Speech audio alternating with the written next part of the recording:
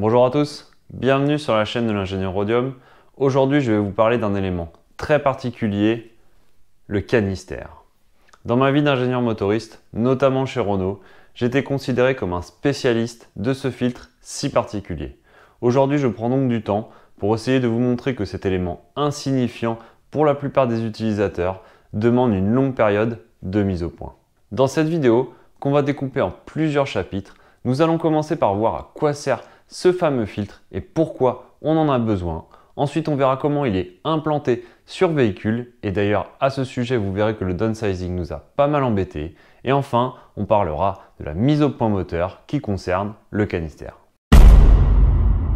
Vous vous en doutez, si on équipe les véhicules modernes et moins modernes d'ailleurs de ce type de filtre, ce n'est ni pour faire joli, ni une volonté des constructeurs.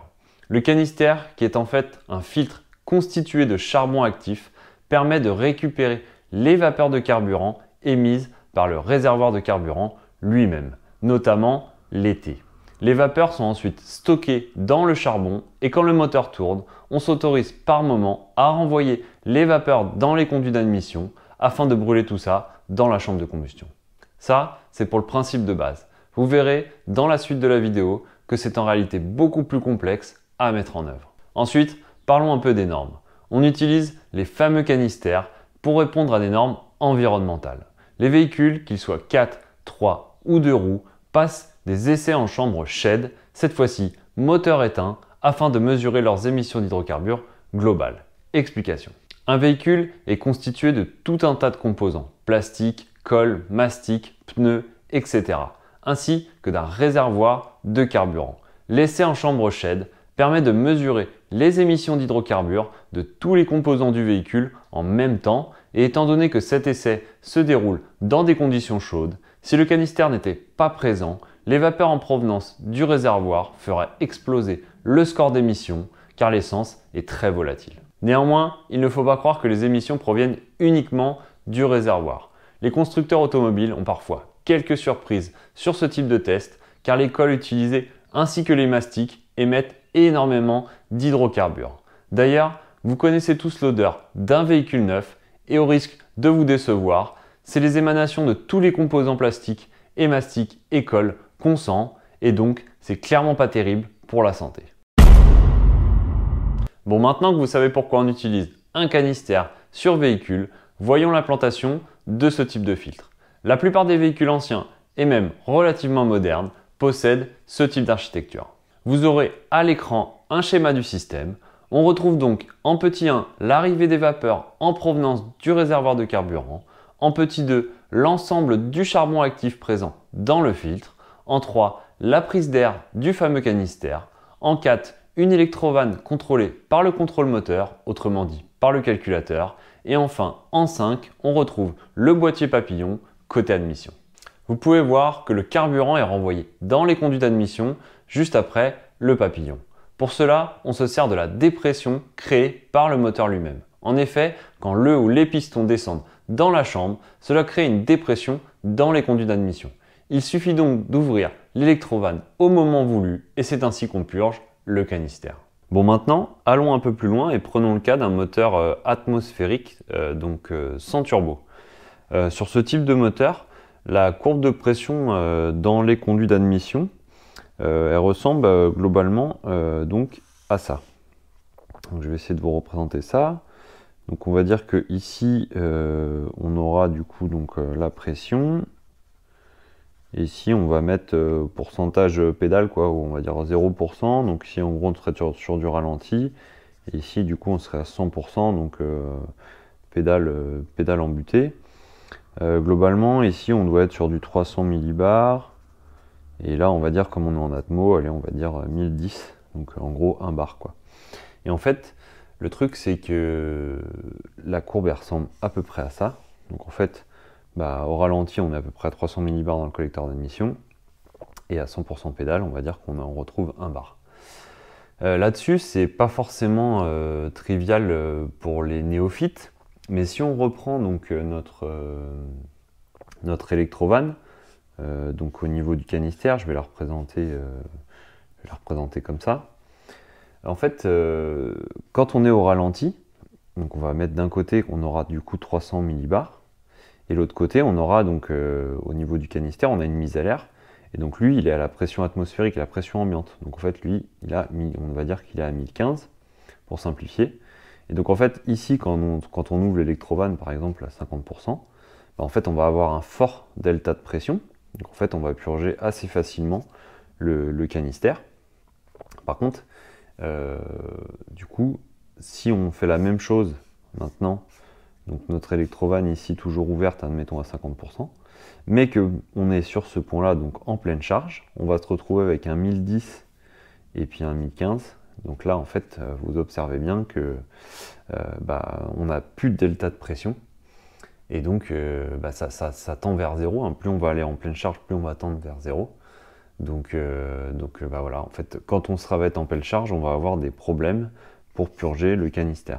Du coup, vous me voyez peut-être venir, mais si on prend maintenant le cas d'un moteur turbo, et si possible, du coup, un petit moteur turbo, je vous ai dit en début de vidéo qu'on avait quelques soucis, du coup, qu'on avait eu quelques soucis avec le downsizing là, chez les constructeurs.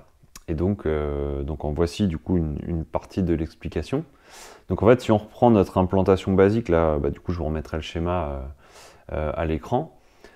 Du coup, sur un petit moteur turbo, on va avoir des gros problèmes pour purger correctement le canister. Et pourquoi? En fait, c'est que sur un moteur downsizé, on passe beaucoup plus de temps du coup en charge. C'est-à-dire qu'un moteur downsizé, donc là, notre schéma, il est pour un moteur du coup Atmo, mais finalement, un moteur avec turbo, en fait, ici, du coup, on va aller jusqu'à, par exemple, 1 bar 6. Donc en gros, ici, en vert, on sera sur la zone Atmo, et en rose, on sera sur la zone Sural. Et donc, en fait, ce qui va se passer, c'est que avec un moteur classique, le client il va peut-être passer son temps, la majorité de son temps dans cette zone, alors que finalement, avec un petit moteur, ça va décaler la zone d'utilisation, par exemple ici. Donc du coup, on va être dans une zone où finalement, ça va être très compliqué de purger le canister si on garde l'architecture classique. Et carrément, après c'est l'inverse. Hein. Du coup, quand on sera en pression, c'est plutôt du coup l'air du collecteur d'admission qui va vouloir pousser dans le canister, quoi. Donc du coup, on ne pourra pas purger. Du coup, là-dessus, les constructeurs ont dû trouver une solution. En fait, ils ont utilisé un principe simple, hein. C'est ce qu'on appelle l'effet Venturi. Donc en fait, le but, c'est donc de venir récupérer la pression dans le collecteur d'admission et donc l'envoyer dans un Venturi. Donc j'essaierai de vous mettre des petits schémas à l'écran là pour ceux qui ne savent pas ce que c'est qu'un Venturi. Donc en fait, le but, c'est donc de servir de la pression du turbo pour créer une dépression au niveau du canister. Et du coup, on va plus renvoyer les vapeurs d'essence dans le collecteur d'admission, mais on va renvoyer ça juste avant le compresseur du turbo. Et donc en fait, cette méthode-là va nous permettre de purger le canister même en phase de suralimentation. Et donc c'est un peu ce qu'on a trouvé finalement pour les moteurs downsizés. C'est que du coup, on va garder l'architecture classique dans la zone, on va dire, Atmo. Et une fois du coup qu'on va passer en zone Sural, on va changer de branche au niveau tuyauterie et on va passer du coup sur le Venturi. Bien sûr, là-dessus, on a des clapets qui empêchent dans un sens ou dans l'autre l'air de circuler, enfin l'air ou les vapeurs. Et voilà. Donc en fait, voilà du coup comment les constructeurs ont répondu à ça. Donc en fait, on a 2 circuits canister. Avant, on n'en avait qu'un. Mais voilà, avec les moteurs downsizés, on en a 2. Et c'est pour ça que vous retrouvez tout un tas de tuyaux au-dessus de votre moteur. Là, pareil, j'essaierai de vous mettre une petite photo. Et donc en fait, c'est principalement dû à ça. Passons maintenant à la partie finalement qui est la plus intéressante, la mise au point. Il y a quelques années, les constructeurs s'embêtaient pas. On retrouvait simplement un canister et un tuyau qui reliait donc le canister au collecteur d'admission. Dans l'idée, dès que le moteur démarrait, la dépression dans le collecteur aspirait les vapeurs du canister. On avait donc une richesse approximative, mais les normes étaient assez souples, donc nous n'avions pas de problème. C'est d'ailleurs encore comme ça sur la plupart des motos. Aujourd'hui, avec les normes qui se sont fortement durcies, c'est beaucoup plus délicat. En effet, la richesse est toujours sous contrôle et un écart dans un sens ou dans un autre peut avoir des effets assez importants au niveau émission Et quand je parle émissions, je parle évidemment des polluants réglementés type HC, CO et NOx. Il a donc fallu trouver une solution pour purger le canister mais en minimisant l'impact sur la richesse. En gros, il va falloir réduire le débit de carburant injecté via les injecteurs au moment où la vanne du canister s'ouvre. À l'oral, ça paraît simple, mais vous allez voir que c'est pas aussi évident que ça en a l'air. Première chose, il faut déterminer le niveau de chargement du canister. Pour ça, on attend déjà d'une que le moteur du client soit bien chaud. Ensuite, on attend un moment opportun pour ouvrir la vanne. Et quand je dis moment opportun, je parle d'une zone relativement stable. En effet, le but est d'avoir aussi une richesse le plus stable possible. À ce moment-là, on vient ouvrir très légèrement l'électrovanne et on vient regarder l'impact sur la richesse. En effet, si la richesse chute, c'est qu'on sera donc en présence d'air, donc que le canister sera complètement vide. En revanche, si on voit la richesse monter, c'est que le canister sera plutôt chargé. Encore une fois, dit comme ça paraît simple, mais sachez qu'il existe des milliers de possibilités et des milliers de niveaux de chargement du canister, pour pas dire une infinité. C'est pour cette raison qu'on fait une deuxième chose majeure, on caractérise le circuit du canister et je vous explique ça tout de suite. Un circuit canister est constitué de tout un tas de tuyaux et il arrive même pour des raisons d'implantation que le canister soit très éloigné du moteur. Vous ne voyez peut-être pas le rapport, mais réfléchissez maintenant en délai de réponse. Si on ouvre l'électrovanne à un moment T, mais que le canister est à 3 mètres du moteur, le carburant va mettre beaucoup plus de temps à arriver dans la chambre que dans un cas où il serait placé juste à côté du moteur. De plus, comme je vous l'ai dit au début, la dépression dans le collecteur n'est pas toujours la même en fonction de comment roule le client. Il peut être en pleine charge sur autoroute avec la belle-mère, le chien et la caravane, ou 10 minutes après, dans un bouchon au péage, à faire du ralenti. Le débit sortant du canister peut donc être très différent. Et là-dessus, on rajoute en plus le pourcentage d'ouverture de l'électrovanne. En effet, à 100% d'ouverture, le débit ne sera pas le même qu'à 10% d'ouverture. Bref, vous l'aurez compris, ça fait beaucoup de paramètres à gérer. Pour caractériser tout ça au mieux, on passe des heures, voire des journées entières dans un banc. J'essaierai de vous ajouter quelques photos. L'idée est d'ajouter un débitmètre au niveau de la prise d'air du canister et de balayer régime après régime, couple après couple et position d'ouverture de vanne après position d'ouverture de vanne, l'ensemble des points que peut rencontrer un client. L'information remontée par ce débitmètre va nous permettre de savoir de combien il va falloir réduire l'injection au niveau des injecteurs pour garder une richesse stable.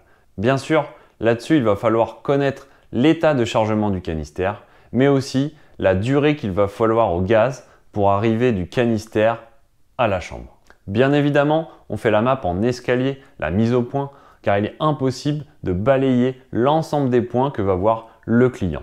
On fait par exemple 1000 tours minute, 1500 tours minute, 2000, 2500, etc. La même chose en couple. Et là-dessus, on fait une interpolation entre toutes ces cartographies et on aura déjà quelque chose de pas mal. Ensuite, une fois que cette grosse partie de la mise au point est terminée, on retourne au banc, mais ce coup-ci dans des conditions nettement moins agréables. En effet, on va faire le plein du véhicule avec un carburant très volatile et rouler dans des conditions très chaudes. J'essaierai encore une fois de vous trouver quelques photos. L'idée étant de maximiser l'évaporation du carburant présent dans le réservoir afin d'avoir un canister qui se remplit très rapidement. Le but derrière tout ça, c'est de vérifier que tout ce qu'on a calibré juste avant est bien conforme et que l'impact de la purge du canister est transparente ou presque sur la richesse moteur. Enfin, et c'est la partie la plus agréable, on part en mission de validation qu'on appelle mission chaude avec nos véhicules proto. Ces missions se déroulent la plupart du temps dans le sud de l'Espagne, mais il m'est aussi arrivé de partir dans des coins beaucoup plus exotiques et beaucoup plus sympas, comme sur l'île de la Réunion. L'idée de ces missions, et vous en doutez, c'est de valider que le système qu'on a calibré fonctionne bien dans des conditions d'usage standard, autrement dit, dans un usage client. Bon, on arrive à la fin de cette petite vidéo. J'espère que ce petit sujet canister vous aura plu. C'est un domaine que peu de personnes connaissent, mais encore une fois, il y a pas mal de choses à en dire. Comme d'habitude, si cela vous a plu, un petit like, ça fait toujours plaisir. Si vous avez des questions ou des remarques, n'hésitez pas à les laisser en commentaire. Et puis si vous voulez voir la suite, abonnez-vous. Allez, salut! Les constructeurs ont parfois même...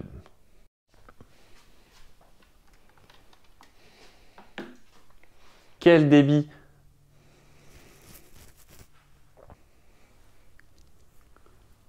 Vous pouvez voir